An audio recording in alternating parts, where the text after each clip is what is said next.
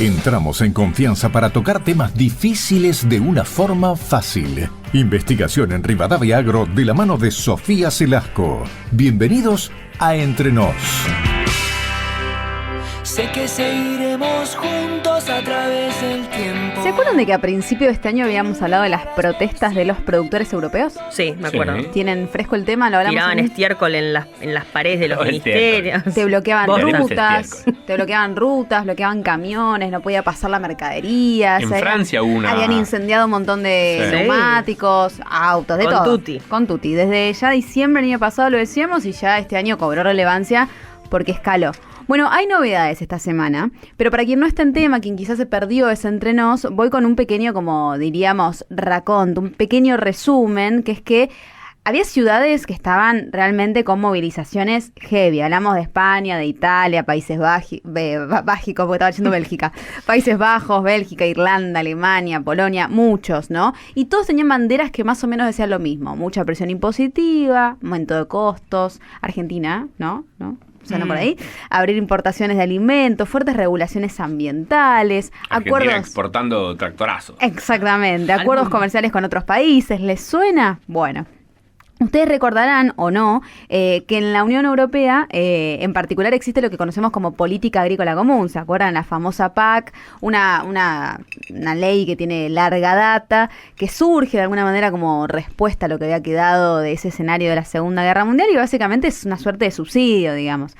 Un subsidio que se le da a los productores que cumplen con ciertas condiciones, con lo que se los sostiene por el hecho de ser, digamos, productores. Ellos después esa plata la eligen poner en un tractor, se van de vacaciones.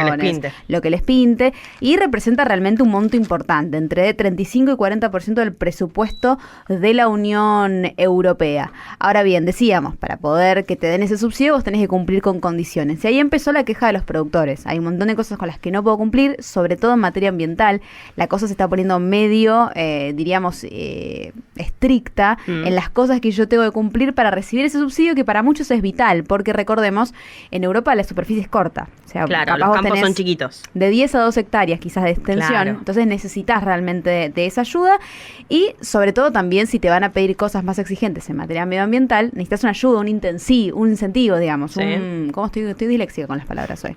Necesitas que te ayuden, que te Una animen a asistencia. hacer eso. Ahora bien, ¿cuál era uno de los puntos centrales del nerviosismo de estos productores que hacían, decíamos, estas movilizaciones a principio de año? Era que estaba un poquito barajándose la intención de la Unión Europea de que para 2030 el 25% de la superficie sea, no te digo orgánica, pero que se use mucho menos agroquímico, muchos menos fertilizantes, con una producción más sostenible. Y no es nada sencillo, porque recordemos, allá se produce de manera bastante tradicional como antes, decíamos, mucho raleo, mucho mover el suelo, nada, muy poca siembra directa. Sí. Cosas a las que nosotros estamos reacostumbrados, allá no se estila.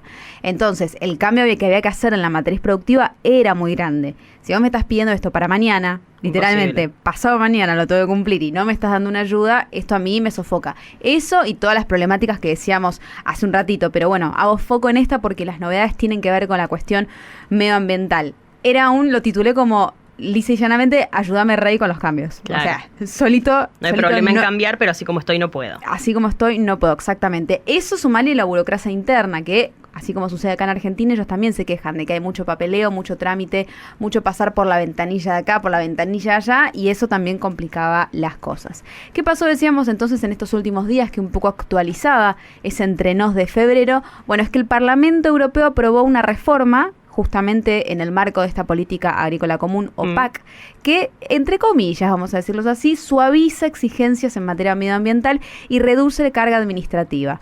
La verdad que fue votado por amplia mayoría, unos 425 votos a favor contra 130 en contra. Digo, fue bastante aplastante la decisión. Un poco yo creo que entre la espada y la pared, ¿no es cierto? Lo que había sucedido había sido bastante contundente, entonces, el apoyo fue en ese sentido muy, muy concreto. Desde la oficina de prensa del Parlamento lo que habían dicho es que lo que se suavizó son 3 condiciones, diríamos, medioambientales que los productores tienen que cumplir, que se las conoce como normas BECAM, son un conjunto de 9 disposiciones vinculadas al agro, al medio ambiente y al clima. Sí. En particular, lo que se modifican son 3 y también se le da como una cierta flexibilidad extra a los países miembros de la Unión Europea para poder aplicar esto según sus zonas. ¿Cuáles son estas modificaciones de las que hablamos? Bueno, uno es el requisito de la cobertura del suelo, esto de que hablamos siempre de no se puede dejar suelos desnudos en épocas suelo sensibles. Siempre verde, dice Aprecido. Exactamente, sobre todo en invierno no podemos dejar el suelo descubierto. Claro. Bueno, ahora lo que se flexibiliza es que los estados van a poder aplicar justamente o decidir mejor en función de la región y en función del clima que tengan qué suelos proteger y en qué estación. Eso va a quedar a criterio de los gobiernos. Otra cuestión es la rotación a los cultivos, ¿sí? La van a poder aplicar como una alternativa, diríamos, algo menos exigente para los productores, digo, lo van a aplicar, no es que no se pueda aplicar, pero es más, diríamos, flexible la elección de ese cultivo con el que rotar. Y por otro lado, dice que los agricultores no van a estar obligados a mantener, ellos lo ponían como elementos paisajísticos existentes. Básicamente tenés un pequeño monte, no estás obligado, antes tenías la obligación de que lo tenías que mantener sí o sí, acá lo van a poder mantener, pero se los va a animar también a tener barbechos, a crear nuevos elementos, no solamente a mantener los que tenés, que capaz viste que vos no podías hacer un cambio de uso de suelo, porque no se podía, bueno, ahora lo vas a poder mantener ante ciertas condiciones y mediante un régimen ecológico, pero vas a poder decidir mejor, o quizás crear un nuevo elemento de ellos, decían paisajístico, o sea, yo te pongo el ejemplo de un monte, que quizás a vos te sirva más. Y también se exime a las pequeñas explotaciones de menos de 10 hectáreas a cumplir con esto. ¿Por qué? Porque quizás un productor demasiado chico te dice, yo en realidad, si me dejas un monte de 1 hectárea, no. Claro, de 10 o 1 hectárea. O menos, tengo 5, y me dejas 1 y no puedo. Entonces, la modificación que se sumaba era esto, más flexibilidad para esos pequeños productores. Ok, digo, qué caso interesante. Nosotros acá hablamos todo el tiempo de la intervención del Estado. ¿Hasta dónde puede el Estado decirte qué hacer con lo tuyo? Porque esto es capital privado. Sí, es la tierra, pero es capital privado. Total. ¿Hasta dónde pueden decirte qué y cómo hacerlo? Una cosa es normativizar tratando de que el país crezca en mediciones ambientales, y otra cosa es decirte qué sembrar en la rotación de los cultivos. Digo, algo que acá parece mega lejano y me imagino que generaría un lío tremendo si alguien tuviese la intención de hacer algo parecido en su momento cuando fue la ley de manejo del fuego, que te decían que por 30 años, si tu campo se había prendido fuego, por 30 años vos no podías cambiar el uso del suelo. O sea, no, por 30 años tenías que hacer lo mismo. Si venías cuando se quemó el campo haciendo agricultura, había que seguir. Y aún así, Caro, eso era algo dentro del país. Claro. Acá es una congregación de países Europea que te dicen que vos tenés que hacer. Dios, bueno, pero yo no tengo las mismas condiciones de suelo que tiene Italia. Claro. Yo vivo en Bélgica, chicos, no sé si es lo mismo. Mega diverso. Bueno, eso era algo interesante. Y la pregunta es, con todo esto, sí, digo, ya se modificó, se flexibilizó, hay productores que dicen, bueno, yo tengo menos de 10 hectáreas, estoy eximido. Sí. Se termina el conflicto, no vamos a ver más bosta en las paredes de los ministerios, se terminaron las gomas quemadas en las calles de Barcelona.